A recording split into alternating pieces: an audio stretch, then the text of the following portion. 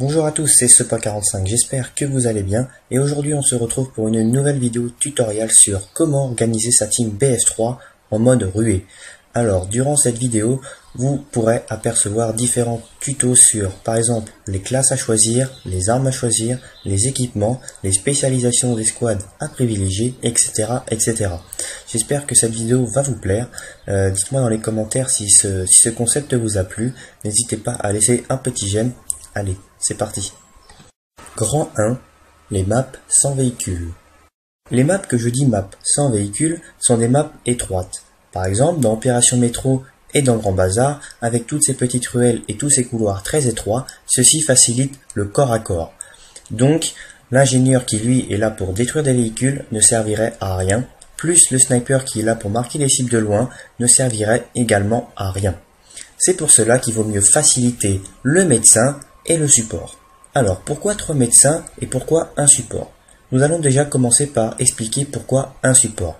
Un support est là pour donner des munitions à ses coéquipiers. Ça, nous le savons tous. Pourquoi mettre 2 supports, donc 2 fois plus de munitions, alors qu'un support peut se donner des munitions en illimité? Ceci serait vraiment du gâchis et serait vraiment une classe gâchée. C'est pour cela qu'il faut mieux mettre un seul support qui lui est là pour donner des munitions en illimité à tous ses coéquipiers. Et ensuite, pourquoi 3 médecins? Ça se complète avec le support. Si vous mettez un support, vous n'allez pas mettre 3 ingénieurs, donc forcément 3 médecins. Comme ça, si 2 médecins meurent, il y aura toujours un 3e pour pouvoir les réanimer. Les classes médecins et support. Pour ce qui est de la classe médecin, tout d'abord, l'arme. Vous choisissez l'arme que vous voulez. Alors de préférence une arme d'assaut, donc par exemple la M16A3 ou la EK971 ou la K74M, n'importe l'arme qui vous va le mieux. Ensuite, en premier accessoire, vous mettez un accessoire qui vous plaît aussi, que ce soit un viseur Cobra, un viseur point rouge, un viseur holographique, un viseur 3,4, enfin on s'en fiche, le viseur qui vous convient le mieux. Ensuite, en deuxième accessoire, vous avez le choix entre bipied ou garde-main. Je vous conseille garde-main car garde-main est beaucoup plus efficace que bipied. J'en vois pas beaucoup qui jouent avec des bipieds sur des armes d'assaut. Et en troisième accessoire, sur petite map, il vaut mieux privilégier le silencieux qui vous rendra plus furtif et le viseur laser, ou le viseur laser qui rend la précision au corps à corps beaucoup plus efficace et puissant. Et enfin, en ce qui concerne les accessoires, privilégiez les défibrillateurs et le medikit pour donner des soins et pour réanimer. Passons maintenant à la classe support. Alors le support, comme je l'avais dit avant, il est là pour distribuer des munitions à ses coéquipiers et en même temps de couvrir ses coéquipiers. Car oui, le support est aussi là pour faire des tirs de suppression vu que généralement, il a une grosse arme entre les mains avec beaucoup de munitions, donc il peut vraiment tirer à un endroit pour faire des tirs de suppression et permettre à ses coéquipiers de contourner les ennemis et donc de les rendre un peu discrets. Alors, ce que je peux vous proposer avant tout en termes de soutien, c'est vraiment de prendre une grosse péteuse. Comme par exemple la M249. Alors, qu'est-ce que vous pouvez mettre sur la M249 en termes d'accessoires? Alors, en accessoire numéro 1, je vous conseille de mettre un viseur. Alors, que ce soit un viseur point rouge, un viseur holographique ou un viseur 3,4, c'est à vous de voir. C'est vous qui décidez en termes de viseur. Ensuite, en deuxième accessoire, il y a soit garde-main, soit bipied.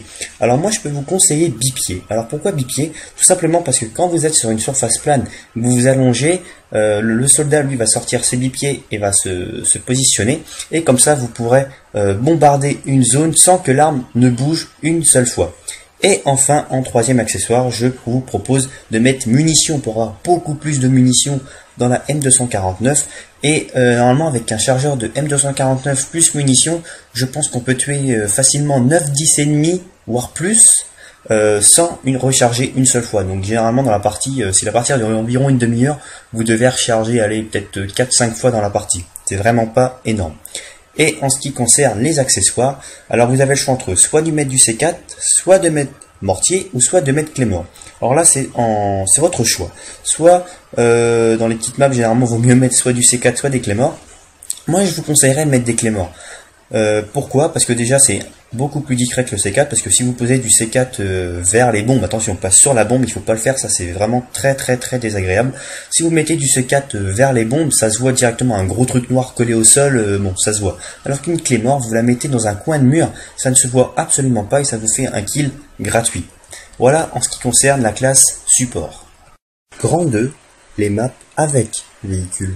Parlons des maps avec véhicule. Qui dit map avec véhicule dit forcément ingénieur. Alors je vous conseille de mettre 2 ingénieurs dans les squads. Alors pourquoi 2 ingénieurs? C'est tout simplement pour détruire les chars, les BTB et les jeeps beaucoup plus rapidement. Car oui, détruire un char avec un seul ingénieur, c'est vrai que ça prend énormément de temps et ça permet aux soldats de se faire repérer.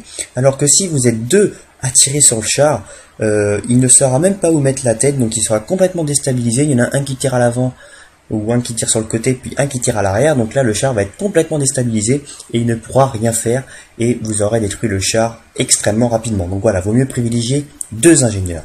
Ensuite, il vous faut absolument un médecin, car oui, un médecin dans une escouade, c'est très important. Une escouade sans médecin, c'est pas une escouade. Il faut toujours quelqu'un pour réanimer ses coéquipiers qui, pourquoi pas, pendant ce temps-là, étaient en train de détruire le char et qui se sont fait abattre. Donc voilà, il faut toujours un médecin. Et ensuite, le 4e soldat, il faut un éclaireur. Alors pourquoi un éclaireur? Lui, il va se mettre à l'écart de ses coéquipiers, en hauteur. Déjà, ça serait bien. Et il pourra spotter les chars qui arrivent de loin, comme ça les ingénieurs vont pouvoir se mettre en position beaucoup plus rapidement et pas être surpris même en sortant d'un bâtiment et se retrouver face à un char. Là le sniper l'aura déjà spocké. Alors spocké, ça veut dire aperçu, hein, c'est-à-dire vous appuyez sur la touche select, et ce qui vous permet d'afficher les chars et tout ce qui est véhicule sur la map. Et lui, il va aussi pouvoir vous permettre de mettre des balises, pourquoi pas des balises dans un coin stratégique, dans un bâtiment, comme ça, au lieu de, si tout le monde est mort, vous avez juste à respawn sur la balise et gagner du temps, parce que c'est vrai que respawner au déploiement et refaire tout à pied, c'est assez long. Alors là, une balise en plein milieu de la map, impeccable, bien cachée, vous avez juste à respawner dessus, vous gagnez des secondes extrêmement précieuses. De plus, le sniper, lui, peut abattre des ennemis qui se trouvent vraiment de très loin. On voit juste la tête derrière un rocher, donc c'est vraiment très utile. Voilà pour ce qui est des grandes maps. Voyons maintenant les classes. Les classes médecin, ingénieur et éclaireur. Pour ce qui est de la classe médecin, c'est exactement la même que sur petite map, à l'exception d'une petite chose, c'est en 3e accessoire, vous mettez pas silencieux ni viseur laser, mais vous pouvez mettre par exemple canon lourd qui lui augmente la précision, donc pour les tirs de loin c'est plutôt pas mal. Ah, la classe ingénieur. Alors pour cette classe ingénieur, je vous propose déjà en arme principale l'arme que vous voulez, tout simplement l'arme avec laquelle vous vous sentez le plus à l'aise. Par exemple, un au hasard, la G36C, qui est entre parenthèses une très bonne arme d'ingénieur. Donc en premier accessoire, c'est comme toutes les autres classes, vous mettez ce que vous voulez, donc le viseur que vous voulez. Donc par exemple, je sais pas moi, un petit viseur point rouge, pourquoi pas, un petit viseur point rouge. Ensuite, en second accessoire, je vous conseille de mettre garde-main au lieu de bipied, parce que bipied ça sert à rien sur les cases ingénieurs, donc garde-main c'est mieux.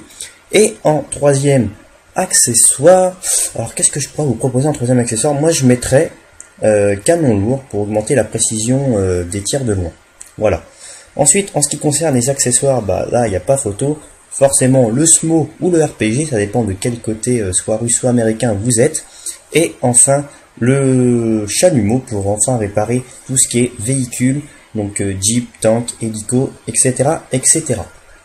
Et enfin, finissons avec la classe éclaireur. Alors lui, l'éclaireur est très important. Comme j'ai dit avant, il se met à l'écart de ses coéquipiers en hauteur et ça lui permet de spotter les ennemis, de spotter les véhicules de très loin. Alors, pour ce qui est de la classe, je vous propose déjà de mettre un sniper.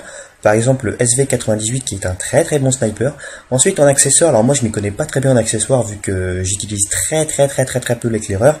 Une lunette x12, un bipied pour pouvoir être le plus stable possible et pourquoi pas un silencieux si vous voulez être vraiment très discret dans les montagnes. Ensuite, en équipement, je vous conseille de mettre une balise radio, déjà comme je vous l'ai expliqué, pour le mettre dans un bâtiment pour pouvoir que votre escouade respawn sur cette balise et évite de refaire tout à pied du déploiement jusqu'à leur zone. Et en équipement secondaire, pourquoi pas le MAV micro-drone qui permet de contrôler un drone de reconnaissance pour pouvoir spotter les ennemis. Donc ça, c'est un petit drone qui se conduit tout seul. Voilà pour ce qui est de la classe éclaireur. Grand 3, les spécialisations d'escouade. Maintenant, nous allons parler des spécialisations d'escouade. Alors, qu'est-ce que c'est que les spécialisations d'escouade? C'est tout simplement comme des atouts. Quand un soldat choisit une spécialisation, elle est valable pour toute l'escouade. C'est pour ça que quand vous êtes sur petite map, je vous conseille de mettre Sprint Escouade. Donc cet équipement de transport ultra léger réduit la fatigue du soldat et lui permet de courir plus vite. Cette spécialisation s'applique forcément à toute l'escouade entière.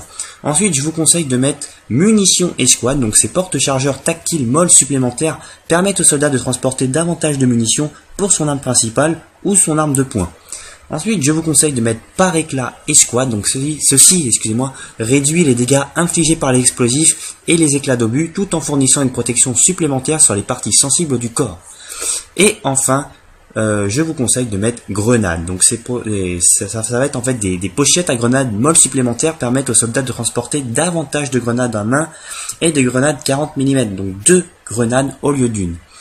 Pour ce qui est des grandes maps, c'est exactement les mêmes spécialisations que sur les petites maps, excepté une. J'ai remplacé Par éclat par explosif. Donc explosif, en fait, ça augmente la quantité totale de munitions explosives, c'est-à-dire que vous avez plus de balles dans le RPG pour les ingénieurs. Donc ça peut vraiment les aider énormément.